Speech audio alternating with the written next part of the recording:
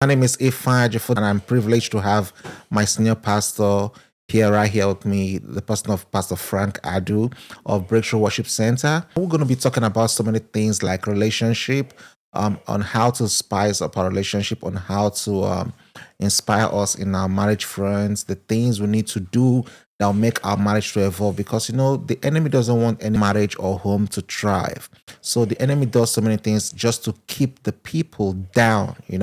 But we're gonna be using the wisdom God has given us today to advise some people that will resonate with our voice. People that God has drawn to listen to us. That when they listen, their life is going to transform, their relationship and marriage is going to transform. So that is what we're going to be doing here today, because I know you have a vast knowledge when it comes to that. I know you have scant time, you have things you're doing, but you decided to be in this podcast today. I want to appreciate you so much. So welcome to this podcast, Pastor. Thank you so much for having me. It's a pleasure to be here. Thank Hallelujah. Amen. Thank you. So how long have you been married? Oh, well, been married for 33 years and I've known my wife for 40 years. 40 years. That's a long time. That's a long time. And I don't know what is wrong with this generation, because they just think marriage is something like a bed of roses, just hopping and hop out. So what are the things you've been able to do to make your marriage lastful? It's amazing you said that because I remember a couple of years ago, I heard a young lady was getting married. And I went to her and I said, "Oh, congratulations. I hear you're getting married." And she said, "Well, if it works, it works. If it doesn't work, it doesn't work." So I think that marriage is designed to be fruitful, enjoyable, but there are principles and process that makes it happen. It is not automatic. I think that the attitude that people bring to marriage is one of the things that's defeating marriage. I think that people looking at marriage from Hollywood, looking at all these movies and everything. Marriage is not that. Marriage is a commitment, and normally I always tell folks there's five or six C's for a successful marriage. You must, it takes Christ, it takes commitment, it takes compassion, it takes communication, and it takes closeness, and it's a choice. You know, because and I think that's what happens. People have the wrong impression of marriage, and because of that, they're looking for a quick a quick thing to do. When I got married at a young age, and I realized something that marriage is about forever, right? So I say to myself, I say, if this is about forever, oh, I must learn how to start enjoying it. Because if it's going to be forever, then I have to do something differently. And that's what my wife and I began to say, okay, let's learn each other. So for me, those things are what I practice, And like someone once said, you have to know what you are in for. And many people don't know what they're in for. They say the problem with marriage is that a lot of people go to marriage and they're very selfish and self-centered. If you want to know a marriage that will crash within 2, 3, 4, 5 years, there are a couple of stuff you have to look at. If a person is self-centered or selfish, it crashes the marriage so quick, so fast. There was a guy one time who was getting married, and I told him, I kind of unofficial counsel, I said, you go into this relationship, it's not really about you, it's about your partner. So fast forward a year later, they divorced. And then he said to me, he said, Pastor Frank, now I understand what you told me. Now I believe I'm now better equipped for my next relationship. Marriage is truly partnership and it's companionship. And I said earlier on, it is not about you. Why?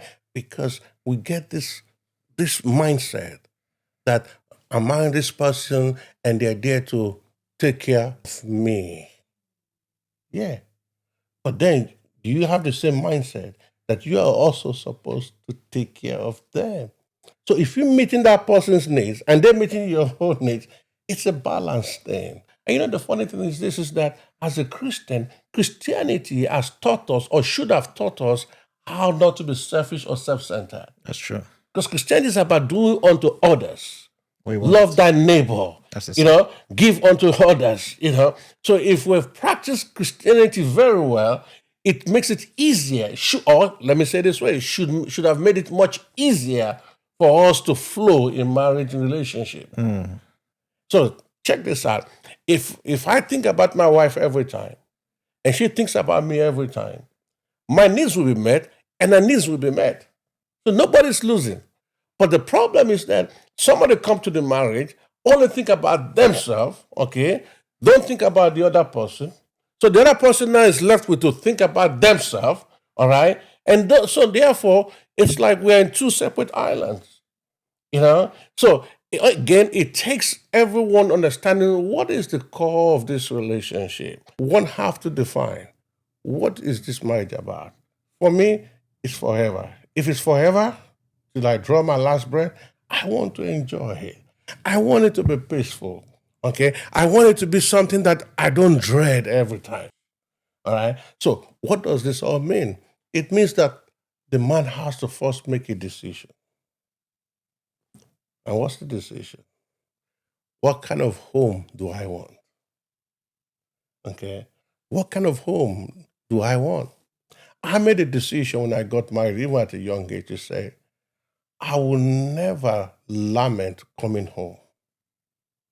Because I know some folks in those days, oh, I'm going to that house again. In all the years of marriage, I've never once said, oh gosh, I'm going home, right? I also make a decision. I said my home will be peaceful and joyful. Now, it's more than wishful thinking. So it means that I have to play my own part in ensuring that what I wish can come to pass. And I discussed that with my wife. And we both agreed to say, okay, that's what we like to do. Not that we're perfect. I remember one time during early COVID stage, the kids, all of us were gathering together, we're talking, and they were saying, you know, um, you know, it's only one time I see you both raise your voice at each other. You guys had a big argument. And my wife and I looked at each other and said, in what, 30 years of marriage at that time? One time? One time? One time? No, every couple have fights. But it's the modality of the fight that makes the difference. In your experience with marriage, how essential is active listening to the health and growth of a relationship? Active listening is so important. The problem with active listening is that, you see, there has to be a place where the couple can understand each other.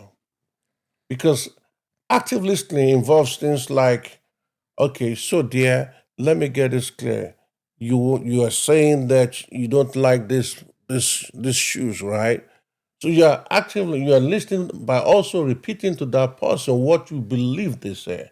Now, that's the right way to do. But if the person does not know anything about it, they may think you are mocking them. Oh, what is this all about? So communication is essential. So, what communication strategies do you believe are crucial to successful marriage? Communication is a biggie. It's a biggie. It's very big because I think that men and women don't speak the same. Husband and wife don't speak the same. Problem with communication is that many of us grew up different ways, and somewhere somehow we bring that into the room, into the marriage, and that distorts communication. There is no clarity in communication. And I think that communication has to be clear. And sometimes it's not clear. There's so many assumptions within the communication. When you are communicating also, you are not communicating just with the words you are saying, all right? Your posture, the way you squeeze your face, don't squeeze your face. All of that is communication. So if you want to talk to me right now and you say, okay, all right, Pastor, I'm going to talk to you. And I say, yeah, okay, yeah, I'm listening. Yeah, I told you I'm listening, but my demeanor is not showing you that I'm ready to hear what you have to say. That's true. So communication is a whole package, And then the other part that affects communication is that people want to communicate with people the way they like to be communicated with. And sometimes that is wrong. Like if you have to communicate with that person the way the person likes to be communicated with, some people don't like you to yell at them. If you like to yell and you listen or you do well by yelling and you're yelling at that person, there's That's not an effective communication. Really enjoying this conversation. The way people communicate. Sometimes the couple will say, "That is just the way I talk. Yeah. That is the way I talk. I don't know how else you want me to say it. This is just the way I sound when I want to express my feelings. And if I don't express it out, then it's gonna bottle up inside of me. That's why I have to communicate it the way you will understand. Because if I'm calm, if I'm just cool and collected, you won't understand that this has been an issue in this relationship. And just to add to that, like for example, so I remember those days my wife would say, "Why are you yelling?"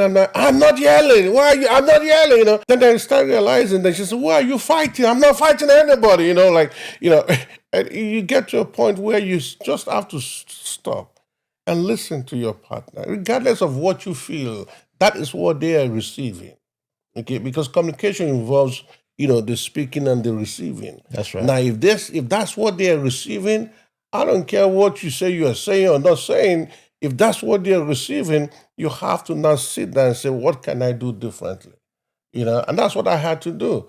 I had to sit down and say, wait a minute, I know I'm not yelling. I didn't plan to yell, but she's receiving that I'm yelling. So therefore, what can I do differently? So now I like, Vuz Rabba, like, okay, now what I'm trying to say. So in marriage, we have to communicate with the person the way the person we hear. And sometimes, most times, we don't do that because in the heat of whatever, we just do what we know how to do, and sometimes that adds fuel to the situation. And I think that communication, to be real, involves trust, that we're able to say everything. Somebody once said, say what you mean what you say, but don't say it mean. Okay. And I think that it has to be clear. You can't leave room for assumption. And that assumption, sometimes the person could bear it for a while, and after a while, they snap. And at that point, it's too late to recover. That's true. So let's take some questions from people. So somebody here, anonymous, say, can you share tips on how can you express appreciation to your spouse in a meaningful way? Again, you see, and like I said, relationship, if I'm in a relationship with somebody, I should take the time to study the person. The person will take the time to study me. And what happens is, men, sometimes is that people copy what others do. Like, if I want to show appreciation to my wife and I buy flowers, she probably will smack me with the flowers, okay? Because she doesn't think that is appreciation, because she doesn't care for it. So I have to know what she likes. And so therefore, it is by knowing what she likes, I'm able to know what to give. And the mistake that many of us make is that appreciation really doesn't have to be too expensive. Sometimes appreciation could be, babe, thank you. Babe, I'm so glad that you're in my life. I could not have done this without you. Those words of affirmation, those words of deep appreciation goes a long way. But again, appreciation also cost you too. So don't let anybody think that I'm saying just go to your baby and say, hey, baby, I love you, because Pastor Frank said I can say thank you and that's enough. No. But you must be able to, if you want to buy something for your spouse, you must know your spouse to that point where you buy something that you know she likes, not what you like. And that's something some people do. Some men do that. It's what they like. They buy what they like. And they say, hey, baby, I bought this for you. No, you didn't buy this for me. This is for you, So again, it has to be meaningful. But to be meaningful, you have to know your spouse. And I think that is the problem in relationship today. Nobody's taking the time to know each other. Know each other. That's true. That's true, because you have to know your spouse and know what they want. But some spouse, when you ask them what they want, they say anything can serve. Just give me anything. And sometimes anything does not mean anything to your spouse. They mean something. You ought to know. Trust me, what they want. That's married for 33 years. When somebody tell you anything, it is not anything. What the person is trying to say is, duh, you should know what I want, what I need right now. So don't bother me. You go figure that out. So if you come back and say, well, I didn't get you anything, well, somebody's got some explaining to do. That's true. Like I remember you're the one that gave me during my relationship counseling, and you said so much, and that has been helping me when it comes to my home front. Like my wife, I understand her to be somebody that cherish flowers so much. So one of my New Year resolutions I want to do is to find a way to kind of subscribe for a flower company to bring flower to my house every other week, so I can give it to her because she's the kind of type that love flowers so much, and those little things just make her happy. It matters. So See, I'm I coming. won't even know the type of flowers because I know they say there's white, there's red, there's I don't even know what this is because I didn't my wife doesn't like that. So, I don't know which one if I even have to. But it's good that you know what she wants and you are gravitating to what she wants. And that's what it's all about. Marriage relation is not about you, really. It's about the person. If I think about you and you think about me, your needs are met, my needs are met, and we're happy and we're together, you know? And that's the bond. But unfortunately, many times you can, that person understand, that person know, that person, no, no, no, no, no, no. Every now and then you need to affirm it, say it, let the person hear it one more time. And another thing that people don't do is that do you thank God every day for your spouse?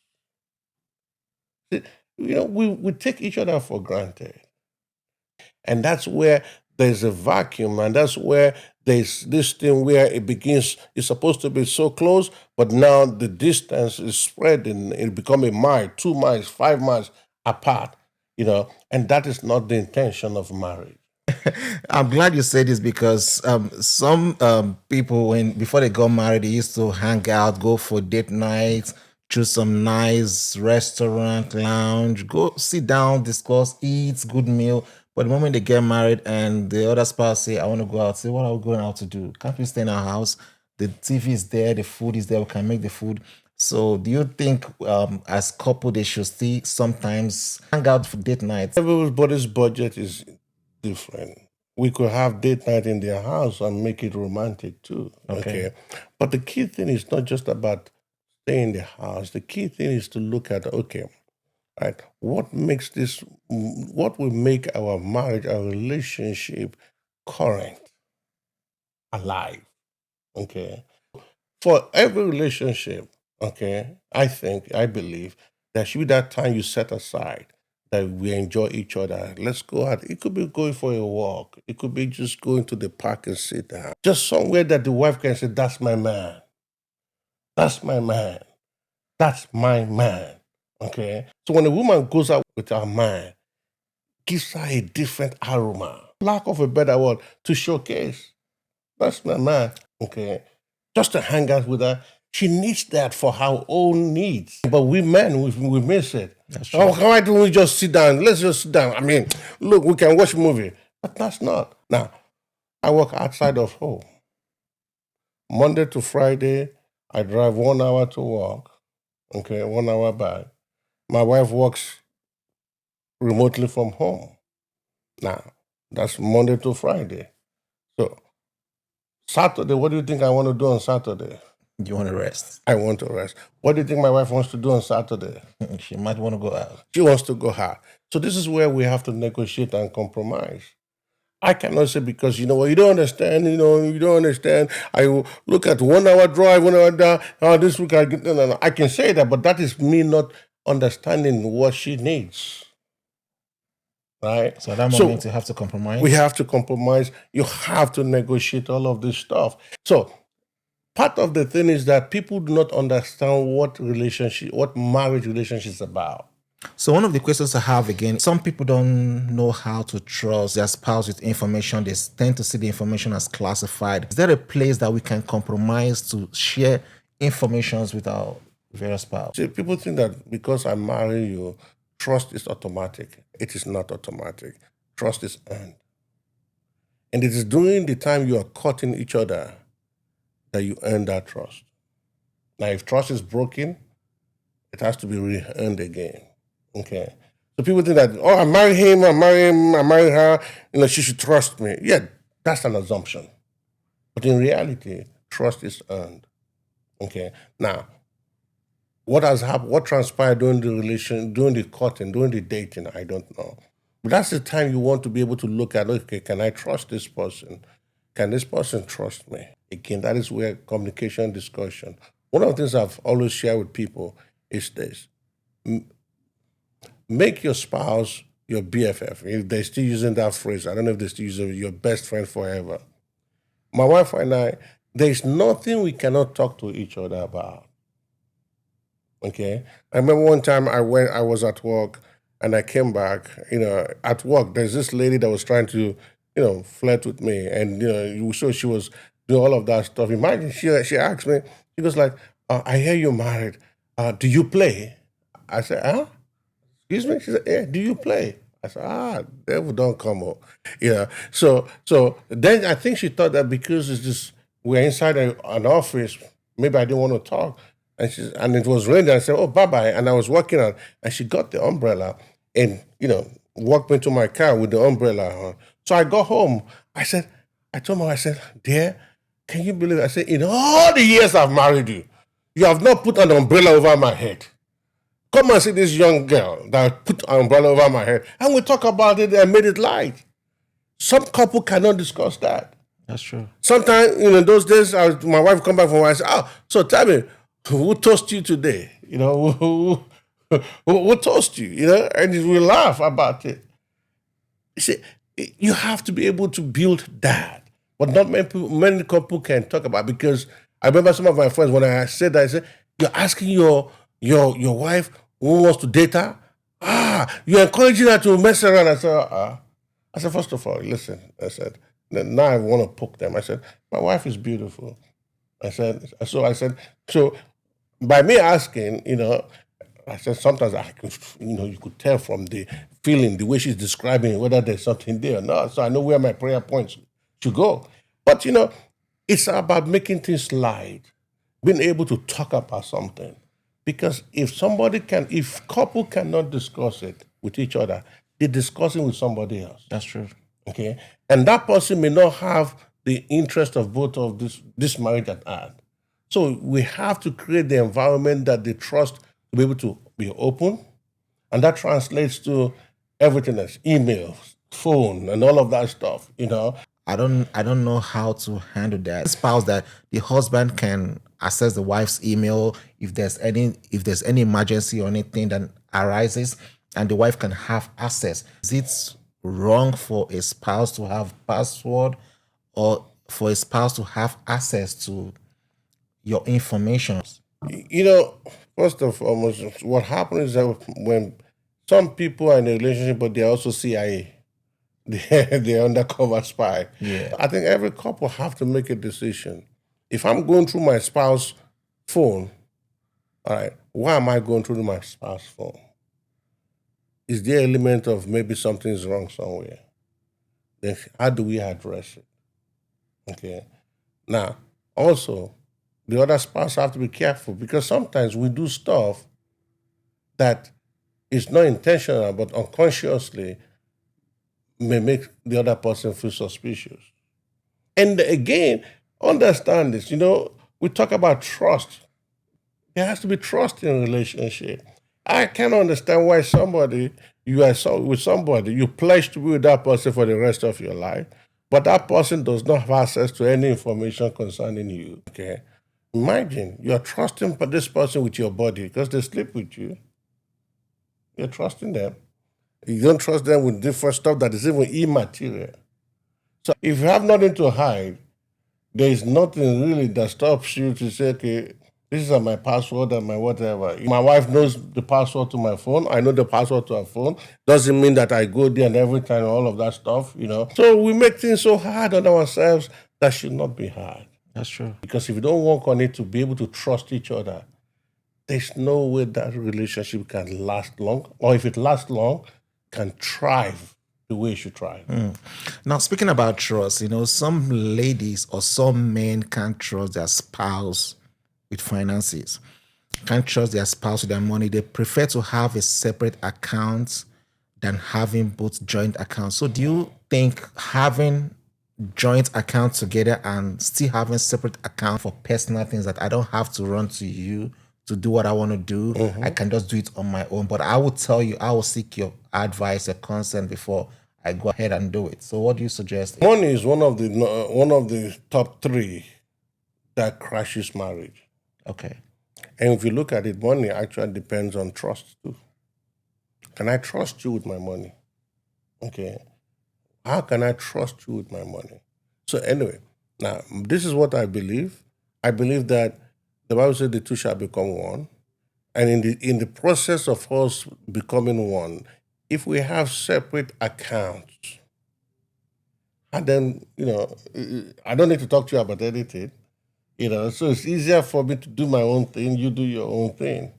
Now, if we bring the resources together, then we're going to engage in talking, engage in planning, then we know each other's priorities. So I believe that there should be a joint account. I also believe that there should be an individual account to be able to hold that person's individuality.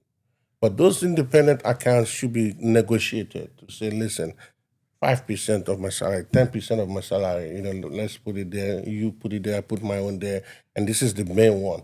Now, if you are an alcoholic, because we gotta be realistic here. We don't raise fools.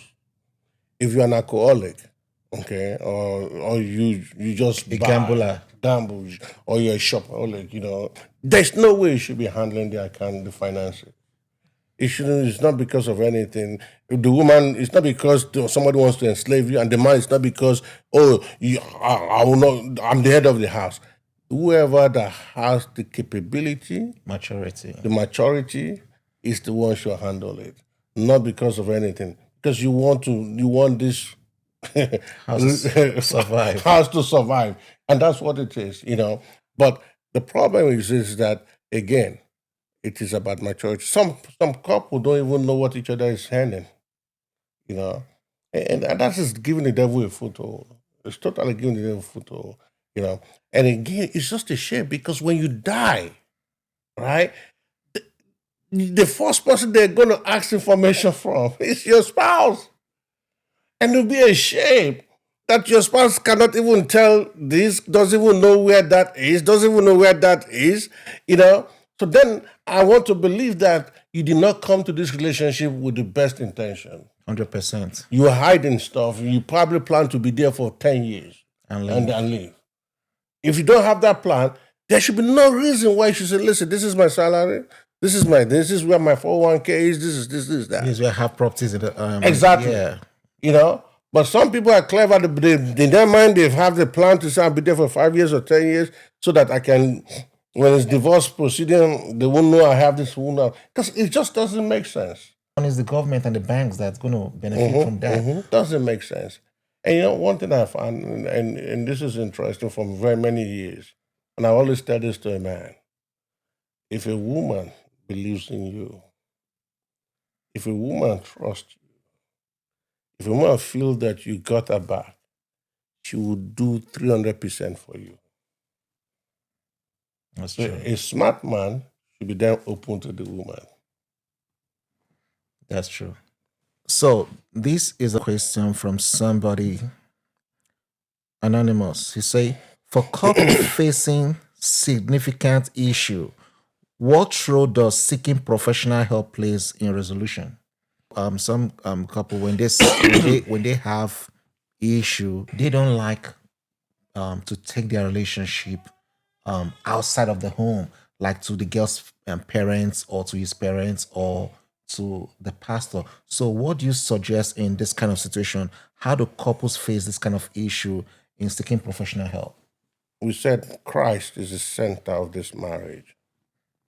So if you have been in relationship, that means that you have a pastor or somebody, or you're a Christian that believe in the office of a pastor, or or in the person of Christ. Now, when it comes to conflict resolution, when we get to a situation that is bigger than us, if we truly believe in this marriage, then the partner must come up with negotiate a compromise. I do not think that people should be sharing their stories with everybody, you know. Now, but I do believe that when it gets to a certain situation that you guys could not reconcile, you have to get professional help. So what do you have respect for? Exactly. Now, there has to be a compromise. If this husband does not want to go to that pastor that is your pastor because of different reasons, whatever, would he be interested in a different pastor in a different place? Okay. Or would he be interested in a Christian counselor? Okay. Okay. Now, saying no to all of that doesn't mean the person is interested in resolving it. I can understand if the man says, no, I don't like the way the pastor talks to me, whatever, whatever. But would they go to another pastor? Would they go to another Christian counselor? That should be the way it is, you know. But again, it goes back to why are you in this relationship?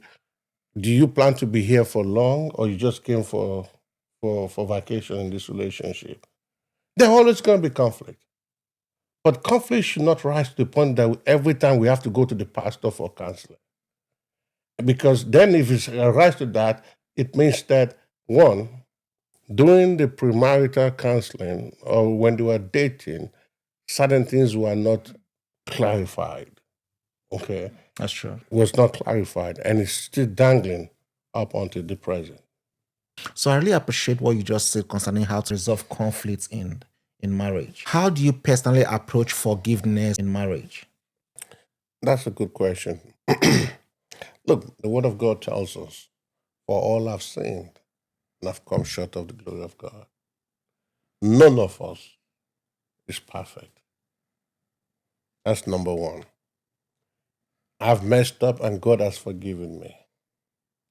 And the Word of God says we should forgive those that trespass against us.